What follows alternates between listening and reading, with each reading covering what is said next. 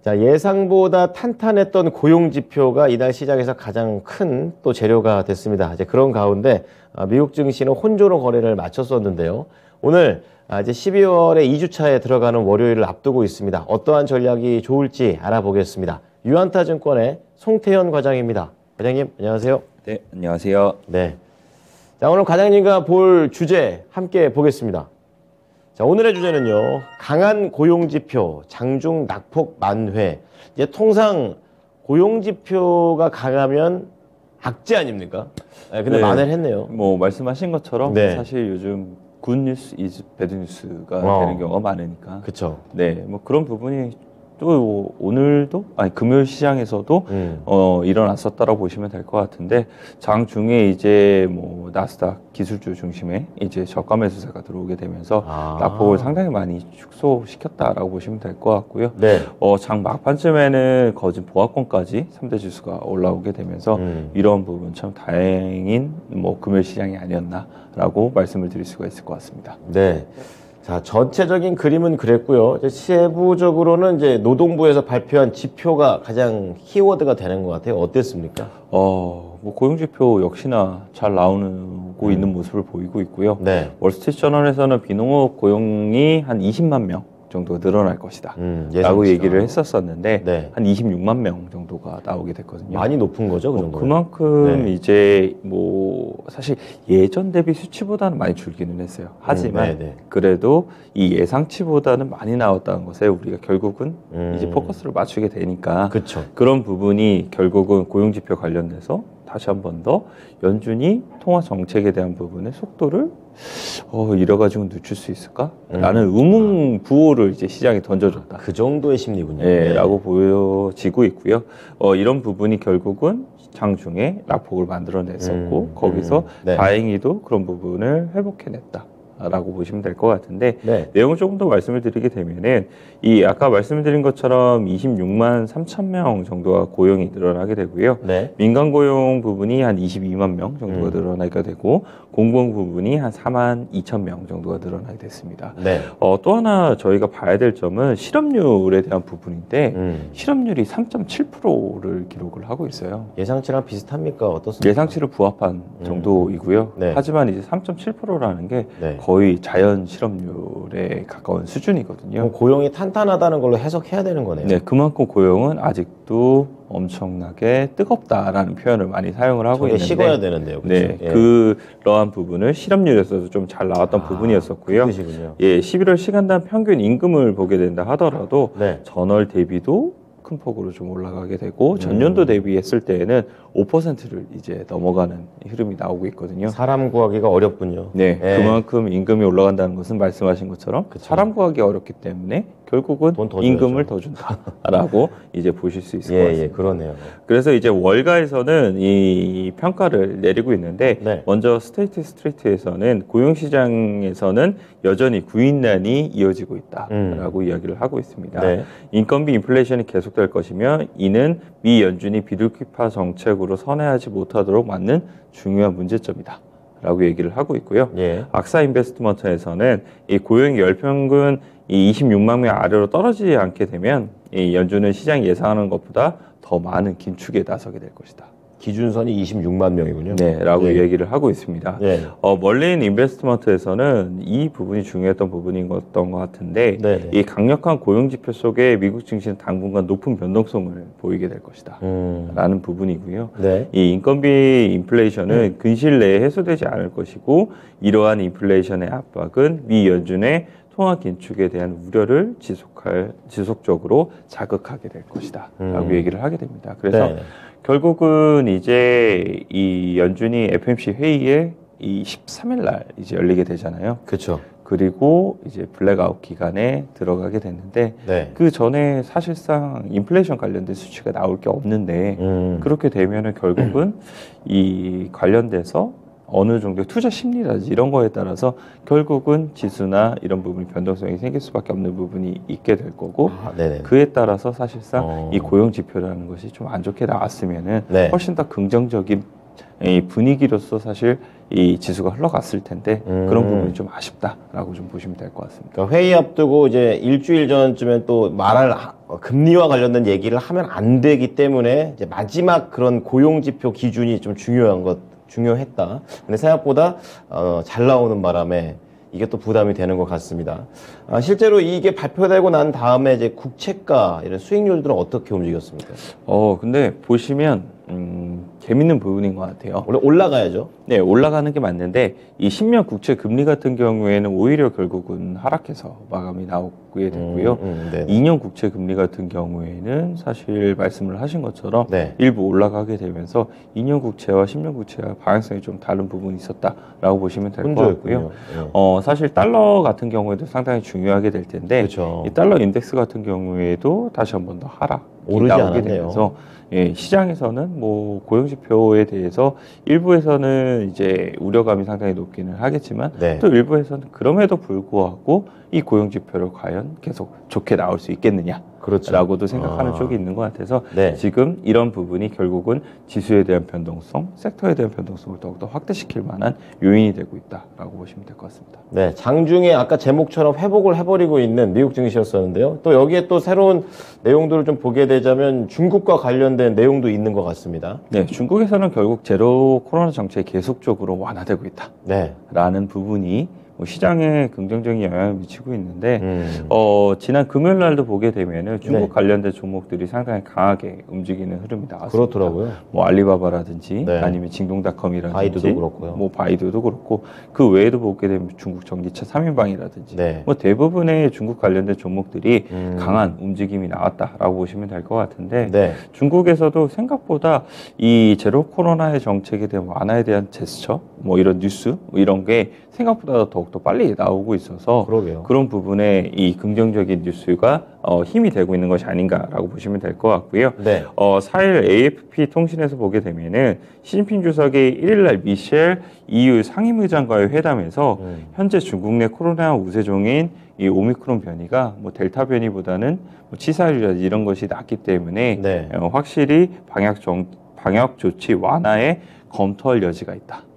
라고 이런 발언을 했다라고 이야기가 나오고 있습니다. 그렇군요. 이제 그리고 그 외에도 보게 되면은 베이징시라든지 네. 기타의 한 10개의 도시에서 공공장소를 이용을 한다거나 아니면 대중교통을 이용을 하게 될 때 48시간 내에 PCR 검사의 음성을 확인을 받았었어야 되는 부분이 있었었는데 네. 그런 부분을 이제는 뭐 해제하겠다. 라고 얘기를 완화하군요. 하게 되면서 예. 계속 완화에 대한 이러한 큰 방향성을 시장에 던져주고 있다라고 보시면 될 것 같습니다. 그렇군요. 그래서 이러한 이제 중국 방역 조치 완화에 대한 조치가 나오게 되면 사실상 국내에서도 뭐 소비재라든지 아니면은 이제 금속 광물이라든지 아니면 화학까지도 사실상 더욱더 좋은 투자 심리 그렇죠? 개선이 네. 나올 수밖에 없는 부분인 네. 점, 뭐 이런 점을 감안하게 되었을 때에는 이런 뉴스가 많이 나오게 되고 긍정적인 뉴스가 나올 때마다 국내에서는 그런 경기 민감주에 관련된 종목들도 계속 좋아질 수 있는 부분이 있다라고 보시면 될 것 같습니다. 네. 그럼 이게 중국 완화가 되게 되면은 중국을 제외한 나머지 국가들은 이제 경제적으로는 많은 수혜를 얻을 수 있는 그런 상황이잖아요. 근데 그런 가운데 중국 같은 경우 오히려 제로 코로나를 풀기 때문에 나라 자체로는 이게 또 악재가 될 수도 있는 요인 같아요.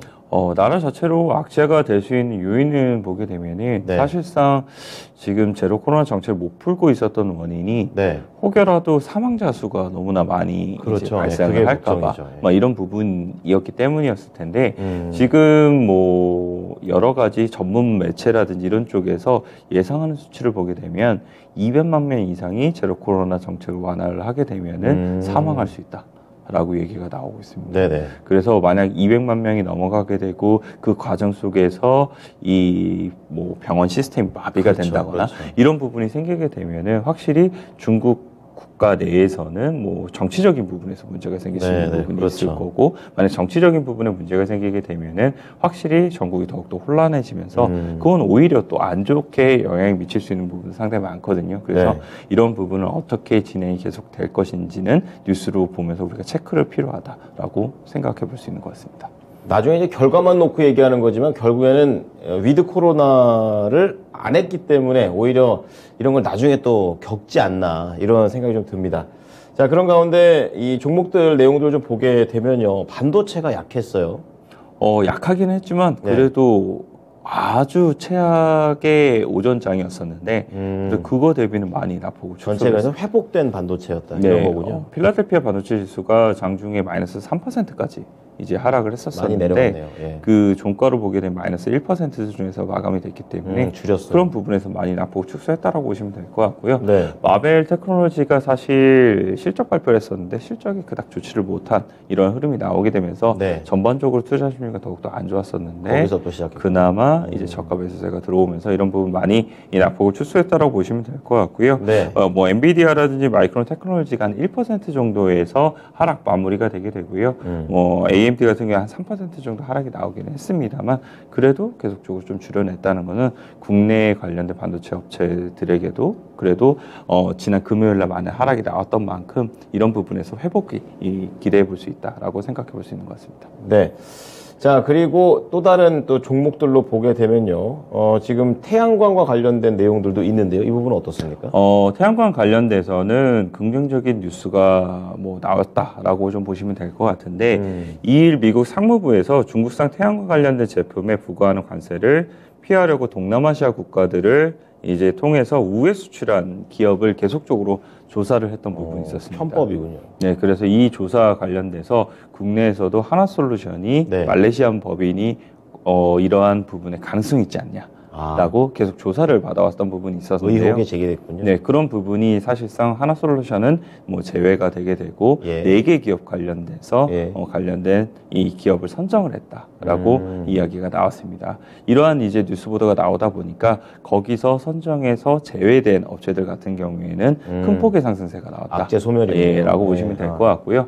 징크솔라 에너지가 관련돼서 한 12% 정도 상승이 나오게 됐거든요. 그래서 이런 부분을 생각을 해보시면 될 것 같고요. 그 외에도 보게 되면 태양광 업체들 전반적으로 좋은 흐름이 나왔었고 그리고 태양광 ETF 같은 경우에도 한 2% 정도의 상승세가 나오게 되면서 태양광 섹터 전반적인 상승이 이러한 호재로 인해서 나왔다라고 보시면 될 것 같습니다. 네, 반도체는 회복하면서 끝났고 태양광은 전반적으로 강한 흐름이 나와줬습니다. 이제 그런 가운데 개별적으로는 보잉 흐름도 있었는데 어떻습니까? 네, 보잉이 4% 상승을 마감을 했는데 유나이티드 항공이 이제 노후화된 항공기라든지 아니면은 보잉 737 맥스가 사실 문제가 생겼던 부분이 있었잖아요. 그래서 그런 거에 관련된 교체 수요가 발생을 하게 되면서 향후에 100대 가량 정도의 이 보잉 737 드림라이너를 수주할 수 있다, 주문을 할 수 있다라는 뉴스 보도가 나오게 되면서 보잉이 한 4% 정도의 상승이 나왔다라고 보시면 될 것 같고요. 이러한 흐름들 자체는 사실 유나이티드 항공을 제외한다 하더라도 여러 가지 항공사에서 나올 수 있는 만큼 뭐 보잉에 있어서는 좋은 긍정적인 뉴스가 되지 않나 이렇게 생각해 볼 수 있는 것 같습니다. 네. 자, 미국 증시 결국에는 장 후반에 약간 살아났다라는 쪽에 포인트를 맞추셔야 될 것 같습니다. 자, 그래서 오늘 종목 2종목 준비했는데요. 빠르게 검토해 보도록 하겠습니다. 공개합니다. 자, 오늘 연결고리 종목 첫 번째 종목은 한화솔루션, 그리고 두 번째는 아스트가 되겠습니다.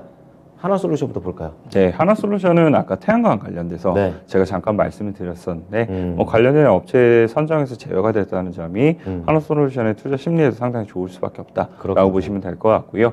4분기 실적에 대한 부분을 보게 된다 하더라도 물론 실적에 대한 부분이 화학 쪽에서는 안 좋을 가능성이 상당히 높기는 한데 아까 말씀을 드린 것처럼 제로 코로나 관련된 정책이 중국에서 점차적으로 완화가 되고 있다는 것은 화학 부분에서도 나중에 1분기로 넘어가게 될수록 투자 심리나 이런 부분이 개선이 될 수 있겠구나. 이런 부분을 이제 생각을 해볼 수 있는 것 같고요. 뭐 태양광 부분의 실적 같은 경우에도 북미 쪽에서 계속적으로 태양광 모듈에 대한 수요가 상당히 높기 때문에 확실히 태양광 부분의 실적은 좋아질 가능성이 상당히 많다라고 생각해 볼 수 있는 것 같습니다. 그래서 하나솔루션이 요 근래 한 3일 정도 조정을 받았던 부분이 있었었는데 뭐 이 부분에서 충분히 다시 한 번 더 접근해 볼 만하다라고 말씀드리도록 하겠습니다. 아스트는요? 아스트 같은 경우에는 보잉에서 가지고 왔다라고 보시면 될 것 같고요. 이 보잉의 이제 기 부자재를 생산을 해내고 있는 업체다라고 보시면 될 것 같은데 이 3분기 실적에 대해서 이미 턴어라운드가 시작이 되게 되고 아까 말씀을 드린 것처럼 보잉이 점차적으로 주문에 대한 부분이 상당히 많아지게 될 경우에는 결국은 기 부자재 업체인 아스트에 대한 실적도 상당히 많은 부분 개선이 될 가능성이 상당히 높아 보이고요. 이런 2023년도에 실적에 대한 턴어라운드가 더욱더 가셔야 될 것으로 예상이 되고 있는 만큼 아스트가 재무적으로 좀 문제가 있기는 하지만 그래도 더욱더 좋아지는 부분에 포커스를 한번 맞춰보자라고 말씀드리도록 하겠습니다. 네, 오늘은 태양광과 보잉 쪽으로 알아봤습니다. 오늘 내용 잘 참고하겠습니다. 감사합니다. 네, 감사합니다. 네, 지금까지 유한타증권의 송태현 과장의 의견이었습니다. 네, 지금까지 투자 판단에 도움이 될 수 있는 정보를 제공해 드렸습니다. 하지만 특정 종목의 상승과 하락을 보장하지 않으니까요. 이 부분 참고해 주시기 바랍니다. 오늘도 성공 투자하십시오. 고맙습니다.